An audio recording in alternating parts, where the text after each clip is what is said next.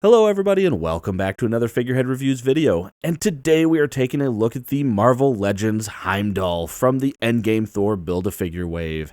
Here we have Heimdall displayed in the front window with his Build-A-Figure piece and accessory, and then down near the bottom we have the Avengers Infinity War logo. On the side we have a picture of Heimdall staring at us with those piercing eyes, and that is going to be the same on both sides. On the back we do have an expanded shot of that artwork. And then we do have the read-up. Guardian of Bifrost Bridge, Heimdall uses his all-seeing eyes to protect Asgard at all costs. And in the middle there, we do have all the other figures needed in this wave to complete the Endgame Thor Build-A-Figure. And at the bottom, we do have the UPC code, so you can check with your local retailer to see if they have this in stock. But enough about that. Let's get this open and take a look at Heimdall. And here is Heimdall outside of his packaging, and of course this is going to be his appearance as he is in his sort of exiled status. So that is kind of the one thing that I think a lot of us wanted a Heimdall figure, and that is one thing though that is a bit disappointing about this particular one, is we get Heimdall as he appeared towards the end of his run in the MCU versus his appearance in his full armor.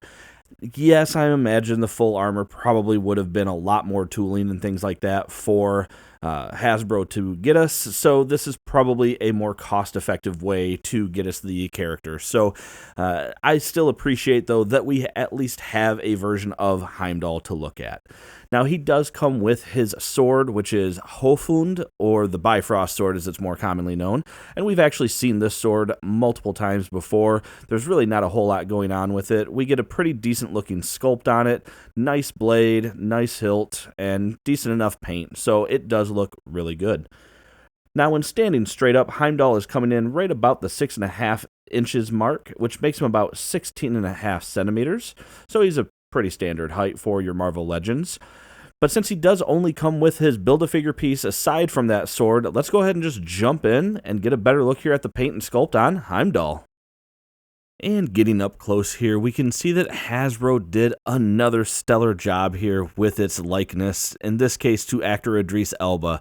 I really like this. Very well painted, very well sculpted. We have those golden eyes, just very piercing.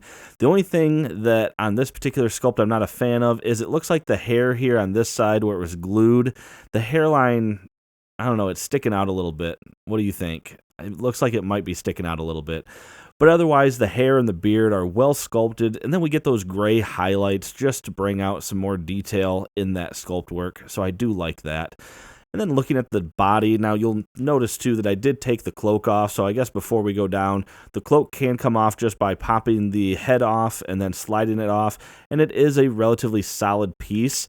It's going to hinder the articulation, so I just wanted to take it off, but we do have pretty cool little design there, and really light paint, just some paint, not a ton, and actually it looks like they just kind of skipped over a couple lines there on the hoodie. But, I mean, it's well sculpted and it does look good, but it does hinder and hide everything, so I just wanted to do the review without it. One thing I will say about the neck, it is disappointing when we have, number one, that big mold line going right down the front. And then, while I love having the two separate pieces for accuracy in terms of not having paint that is overpaint, we do get those glue gaps, which are unfortunate when looking at that piece as well. Yeah, so that is not the best looking.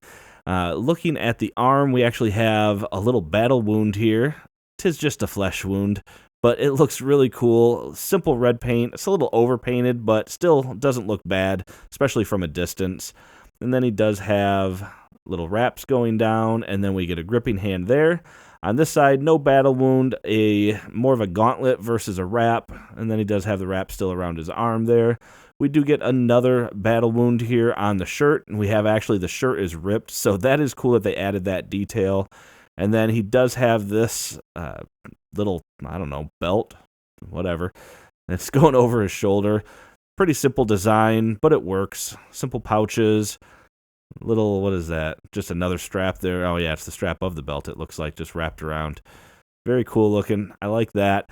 His legs, I feel like, I don't know, they look like they might be a little too small, too slender, and I actually kind of thought that with the arms, too. The arms seem kind of slender for this character. I feel like he should have bigger arms.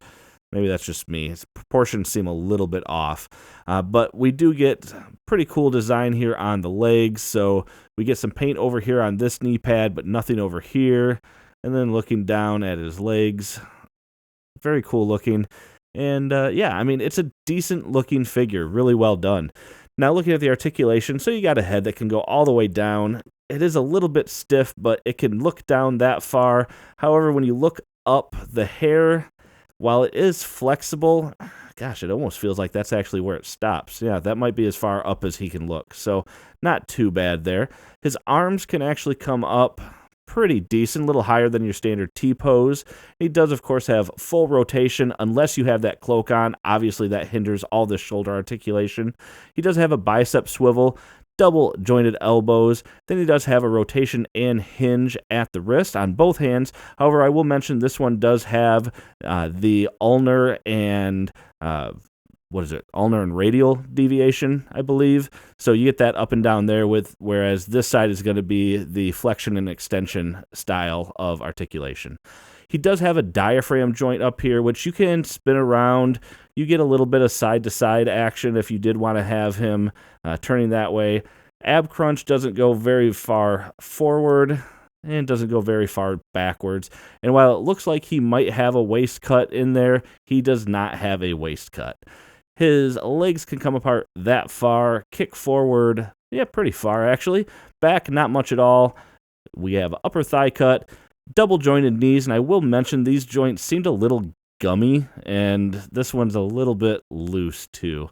Yeah, you can see it's a little loose, but a little gummy. I had a hard time getting him to stand up. But then he does also have a hinge and ankle pivot.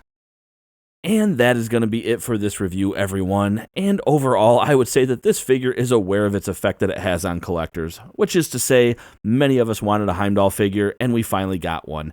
Admittedly, I don't know if this is the version of Heimdall that we wanted, but I'm still happy that we at least got a version.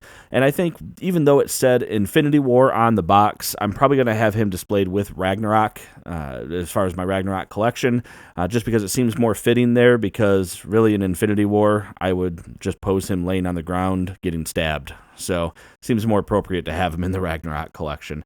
But I do think a lot of people are going to pick this one up, if you haven't already, just to round out more of that MCU collection. So certainly worth it if you are filling out that MCU collection, but if you're a comic collector, obviously this is an easy pass. But like I said, that is it for this review. Make sure to hit that like button if you like it, subscribe for more content just like this, share this video if you enjoyed it as well, and as always, thanks for stopping by and watching my video, and have a great day.